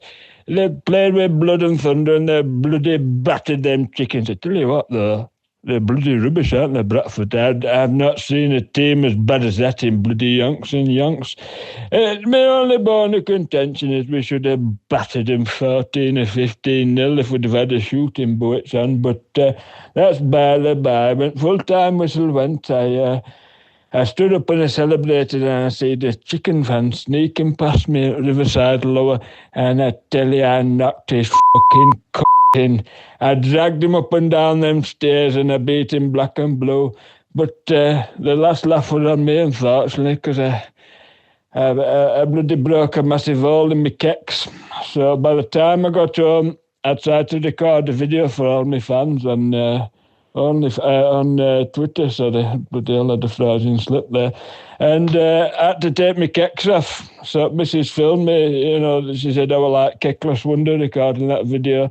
Anyway, I'm bloody rambling here, lads. Have gone on 2 minutes again. Matthew says it's only supposed to be a minute, and for every second I go over, it takes £1,000 off my fees. So I'll leave it at that, lads. Up the town. That were right good. Great to see what a nice new coach can do and get everyone battling for it. I really enjoyed seeing how everyone wanted to fight for each other and fight for the team. It was right good. Seems like to be a decent atmosphere as well on the ground, but yeah, nice to get that one over the line, even though it was a bit hairy in the last 10-15 minutes. But nice to see Liam Manning putting his stamp on the new team, and hopefully we'll take it forward from there up the town. Oh, Johnny in Perth, by the way. Yeah, get it up, them chickens. Boys, it's Epi here. I will try and keep my swearing to a bare minimum, but we'll see. I have not felt like that coming away from this stadium in so long. That really took me back to 21-22 season, 16-17 season. That is exactly the fight and desire that we as fans want to see from our team. Liam Manning, that is exactly how you set a team up, and that is exactly what we want to see in that stadium. That first half, I haven't seen us battle like that in so long. We've won every single 50-50, every single battle. We haven't given them a sniff. They've had one pathetic shot off target that entire half. Had McGuane not got his silly 2 yellow cards and got sent off, I cannot see how Bradford would have got into that game. I cannot see how Bradford are third in the league and have been doing so well with that pathetic performance that they've put up today. We've beaten them in every single area of the pitch today. And when we did go down to 10 men, they still didn't look like they were dangerous because of how much we fought and put ourselves on the line. If we play like that for the rest of the season, then we'll be there or thereabouts. We'll be knocking on the door of automatics. I'm always be optimistic. I'll always throw out silly predictions. We will be knocking on the door and challenging Lincoln in second. Big game on Tuesday night now, because it's all about how he puts 2 performances together. Can these players put in that same fight and desire under Manning that we've seen today? If they do, and we go 6 points clear of Luton on Tuesday night, then the season's back on. Come on, up the town. What's up, guys? Aiden here. What more can you ask for from today, man? I mean, that was absolutely stunning. That was my favorite town game I've seen in my time being a fan, which some of you will know hasn't been more than a few years. But in those few years of abject misery comes a day like this, and it's just you can never take them for granted. You can never take something the passion that these players showed today and the willingness to work for one another was it was admirable for the first time ever in me watching a town side, other than them saving themselves from the drop under Warnock. But even then, there were some very uninspiring players in that team who just turned it on because Warnock got them to, and they wouldn't have done it under any other manager. This is different. This is Liam Manning coming into a side that's completely broken, shot of confidence, didn't seem to like the last manager, and they just went out there and put their asses on the line for him. They went out there blocking shots, blocking crosses, relentlessly chasing people down. I just want to shout out Dion Charles as well, coming on.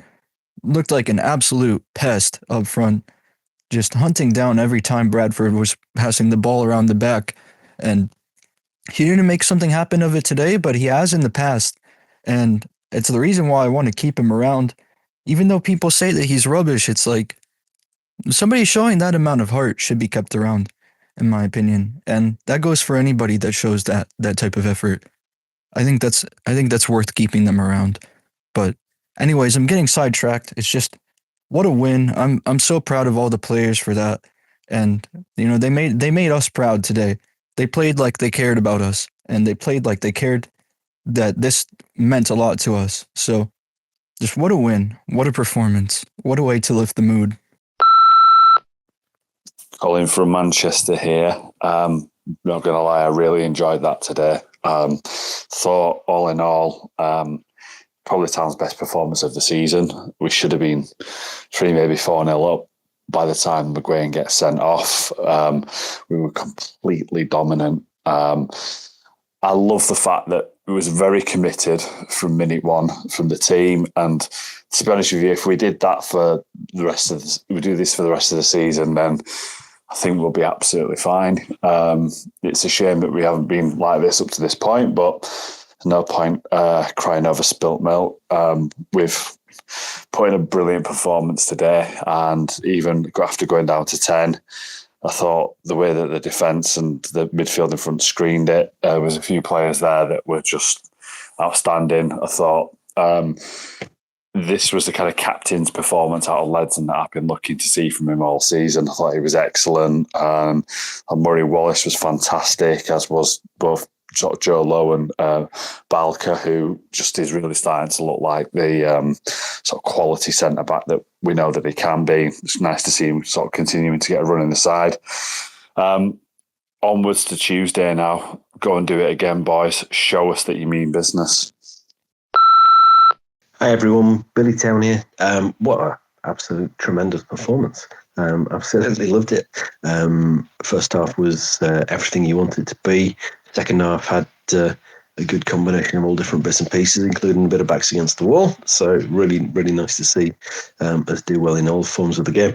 I mean, so many people played well, but I'll summarise what I thought by just commenting on Alfie May cartwheeling after going in for a challenge. I thought that's the kind of stuff you love to see, isn't it?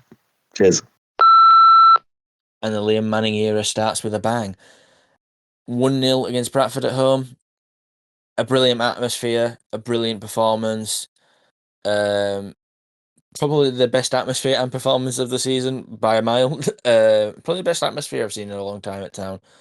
A packed out stadium. Everybody behind the lads. I thought from minute one, even when McGuane throws his man to the floor, I thought the Town crowd got behind him. I think that it felt like a moment where everyone was like, right, we're all in this together now. Let's get out these lot.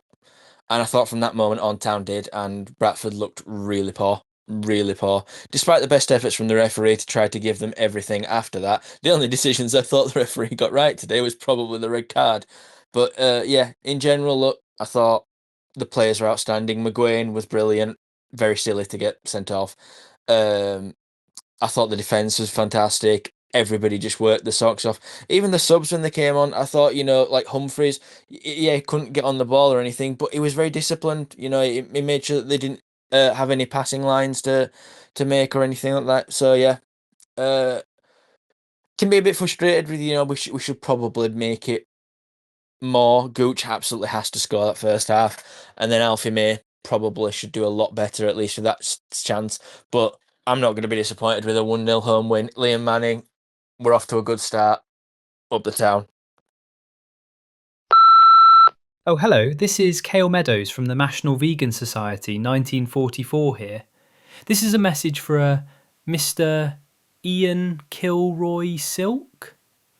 Mr. Kilroy Silk, you were seen by several Key Stages witnesses on Saturday devouring chicken. I'm afraid such basic flouting of the rules as set by Donald Watson and other non-dairy vegetarians in London 1944 has seen you have your membership revoked.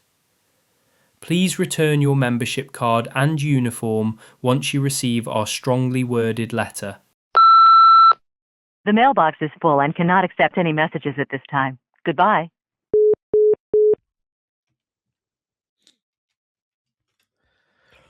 Okay, as we start to wrap up this podcast now. So, moving on from Bradford, there's a big game on Tuesday, and I think every game now starts to take on its own significance. Luton Town. So Chris Powell is back with Jack Wilshere and Luton Town, the visitors to the stadium on Tuesday. And I think our performance down there was so disappointing that, again, it's another chance to right a wrong, because apart from Leo Castledine's free kick, he's gone now, and I've started saying his name right. So apart from Leo Castledine's free kick, Huddersfield offered absolutely nothing. It was a real depressing evening down there, but we've got a chance to put it right on Tuesday, Killer. I can't see too much change. I think Harness might drop back into midfield for McGuane, and maybe Alves will come back in behind the front two. But apart from that, I don't think we'll be seeing much change in this from Liam Manning.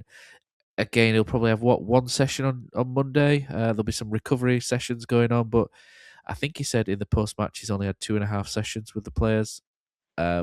Very little he'll be able to get across in that time. So I think we'll be looking at a 3-4-1-2 system again, or 3-4-2-1.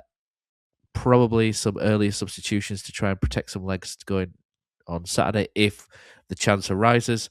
But for me, mate, same again. And again, Luton come into this game hit and miss again. They're sort of behind us.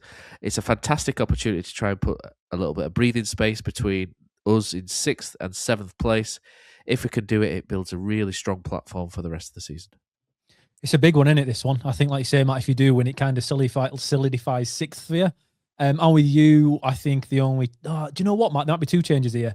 I think it'll actually be Humphreys that'll drop in for McGuane. I think that might be the goal. I know we criticised Lee Grant doing that because Humphreys plays as a 10 a bit more, but I think the team we went with Saturday favoured experience and favoured defensive duties a little bit more than what you can do going forward. And for me, Humphreys will offer more than that than ours. We're leaving in that 10 role.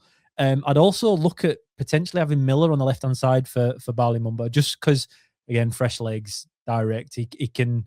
he's always an asset, Mikel Miller, for as long as he's fit.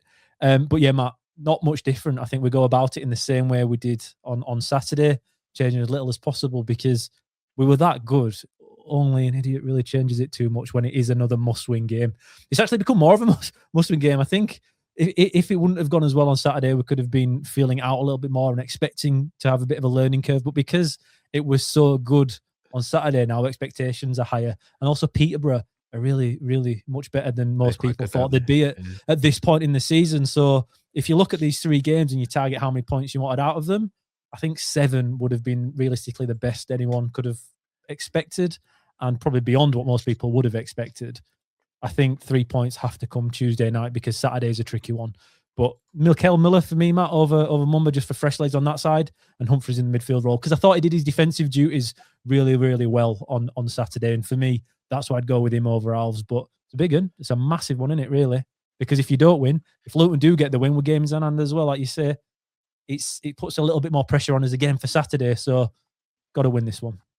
People are coming about Luton playing really well. I've just had a look. The last time they won away was like 8th of November. They got smashed at Barnsley. They're a bit all over the shop. The teams they've beaten at home, they've not been up to much. I think we're in a danger of just, obviously Jack Wilshere, Powell, and they've got some decent names on the back of the shirts that probably should be doing better, a bit like they're thinking us. So there's nothing to fear in this game. Oh God, here we go. Luton are going to clip this out. Then they'll beat us 3-0 on Tuesday. But yeah, I didn't think they were out much against us. We were out of sorts, and obviously Castledown's free kick. But again, a bad goal. I think this is ours to win this game, to build on it. And honestly, it's such a big gap that Kelly. If we can get that 6 points ahead of Luton, which because they're surely going to get a bit better than that. You don't bring Kosi Palmer in if you're just going to try and finish 8th and that. So they're going for it still. So yeah, I just hope that, because obviously midweek, I know people work away and stuff, and it's temptation. I think the forecast is crap for the weather, and I don't know. Obviously, ain't going to be 20,000 there that were there yesterday, but I just hope we can get a few more that might not have come. If it was still Grant that could come back, because it just could. We just want us to build on Saturday, but I don't know where the draw leads us. I just think because we've lost that many games, I just think win mate, on Tuesday. It's funny what a great afternoon does yesterday, a great lunchtime does yesterday. But yeah, I don't think they had anything to be feared. But yeah, it's unbelievable, Killer. Like you just said, Nishan, there, some of the changes that we could make, and just shows the depth. And it's almost like how we've been. It's ridiculous, really. Like there'll be some teams tomorrow, be like, oh my God, another game, and they'll have to weaken their team. But ours is, when you can swap Mumma for Miller, if you wanted to, it's just ridiculous. So yeah, no, I'm looking forward to the game already, and that as well. But words like looking forward to Huddersfield Town games, they don't normally go together. So yeah, let's build on it, man. 3 ex-Town players, Jerry. Potentially the starting lineup for Luton Town.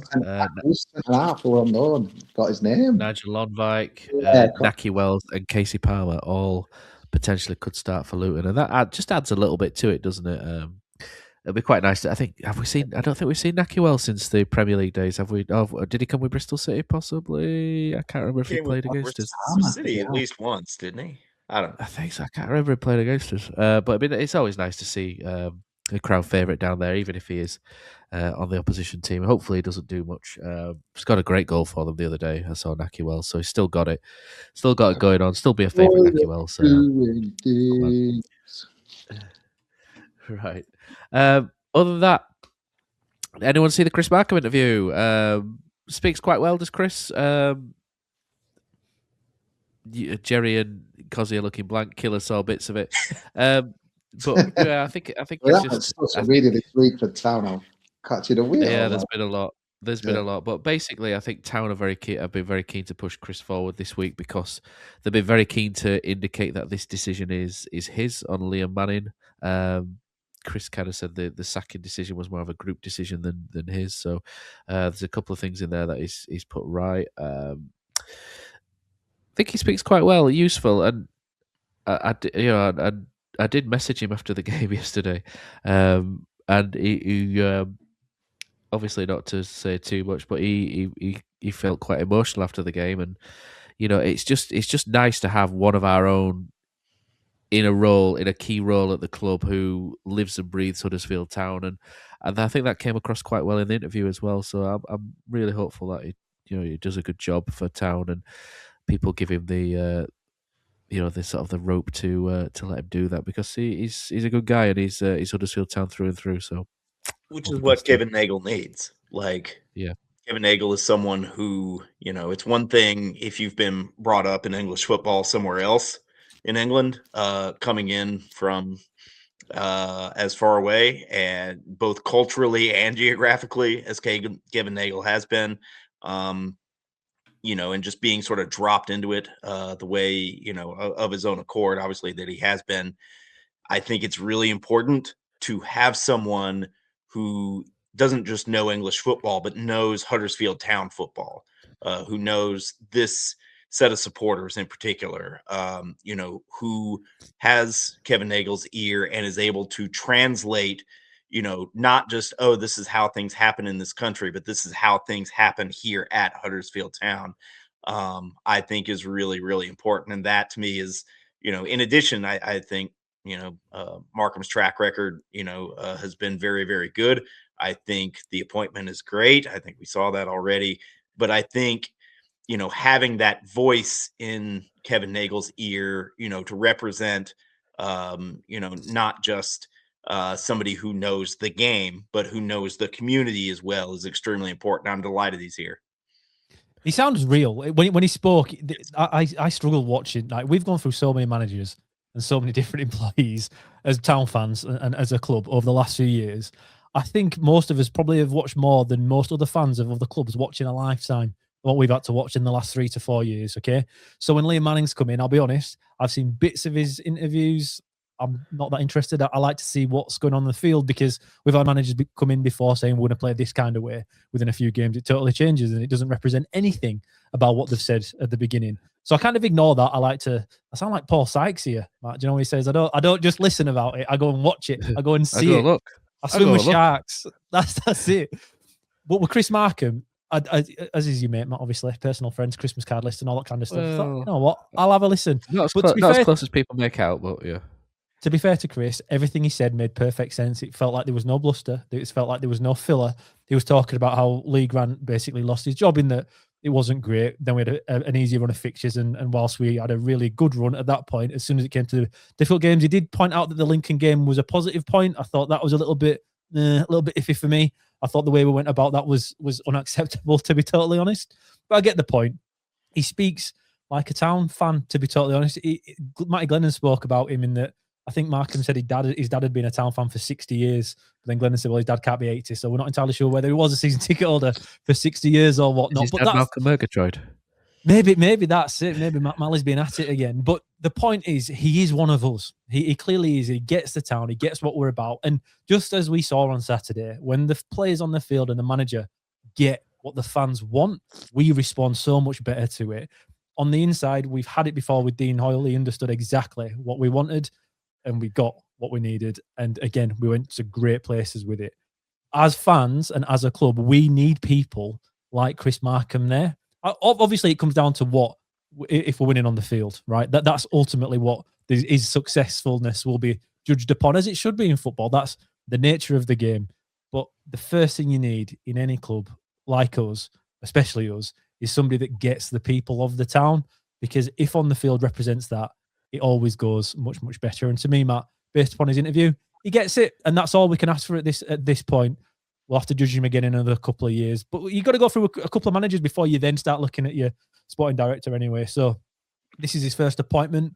And one game in, it looks okay to me so far. But, I think the assistant manager looks like a key one. There were a few questions, weren't there, with that Chris Hogg didn't come with Liam Manning for the first time. And I think he says in his interview very briefly that Chris Hogg wanted to go his own way and become a manager in his own right. So they've gone out and got Martin Jury. And Martin Jury seems like a bit of a coup on the sly. He was previously the assistant manager at Bradford, but after that, he's followed Carlos Corberán to West Brom. He spent time with Carlos Corberán. Carlos thought enough of him to take him to Valencia, and then Brentford in the Premier League have come in and taken him as a first-team assistant manager, assistant coach to Brentford. And somehow Huddersfield have managed to get a guy to become the assistant manager who was an assistant manager of the Premier League. I think that kind of needs highlighting a little bit, that he's dropped 2 divisions to come to Huddersfield Town for effectively the same job and possibly less money. And Kosi loved his energy, didn't you, Kosi, in the game? And I think everyone did, we also with his earpiece in. But it, potentially, if it's as good as what his CV looks on paper, could be a belting little pick up, that Kosi Modo. Yeah, it's always interesting sat in the all stand, Matt. I'm like a little Stobo. I'm always in different stands doing good work and moving on. But yeah, Riverside, you get to see. It's fascinating, isn't it? There's so many people now on benches now and stuff. And yeah, there's so many people people get slaughtered for sitting in dugouts now. If you notice managers and stuff, you get it all the time. If a team's lost and a manager sits in dugout, especially if it's raining, oh my days, I think things have changed. But he were mad. And when they put, obviously, Jerry, you're on about 7 minutes, we were going absolutely nuts when they were playing 8+. I thought we were going to have an heart attack. But yeah, him and Manning, they were good. And obviously just one game, and let's hope we can back it up this week, because Peterborough, Stevens, there's some real absolute, I ain't seen 6-pointers, but there's some absolute mega games Barn burners, some slobber knockers. Yeah, there is. It really is. And obviously we haven't even mentioned the Virtu Trophy, so all of a sudden a season that seems to be dozing off a little bit, being reignited. So yeah, looking forward to Tuesday and see what that brings. But yeah, whatever happens between now and this season, I think we all saw yesterday whether we were going. I know, Matt, you're walking, we're totally different to ours and what have you, but I think we saw yesterday what Huddersfield Town is still about for many people, and it still matters, and it still gets people out of bed at 9 a.m. into pubs, and it still gets people giving hammer to opposition fans and rocking their pride. They're still up for it, mate. There's still life there, and it's just like, come on, let's get more of that.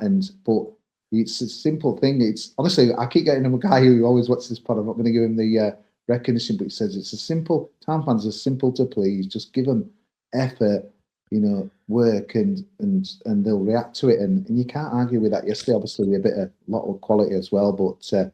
No, it's exciting now all of a sudden, isn't it? Not many games. Like, was it 18, 17 games? But just turning draws into wins. It's like, I hate it when like people bracket games together. Oh, we do take 4 points or 6 points these away games. No, bollocks, no. We just try and win every game, and let's see where it takes us, man. I think that's enough for this week. I think we've been going on more than long enough. Thanks everyone for joining us. If you're a Patreon subscriber, we'll be back after Tuesday with a little take on the Luton game between myself and Killer. And you're welcome to join us if you're a Patreon subscriber, because we do that live on the Patreon.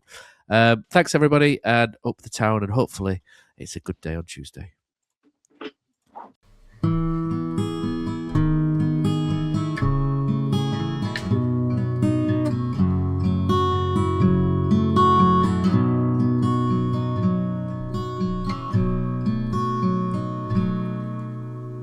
There's a team that is dear to its followers. The colours are bright blue and white. They're a team of renown, and they're the pride of the town. And the game of football is their delight. And all the while upon the field of play, thousands loudly cheer them on the way. Often you can hear them say, who can beat the town today? And then the bells will ring so merrily, and every goal shall be a memory. So town, play up and bring that cup back to Huddersfield. So town, play up and bring the cup back to Huddersfield.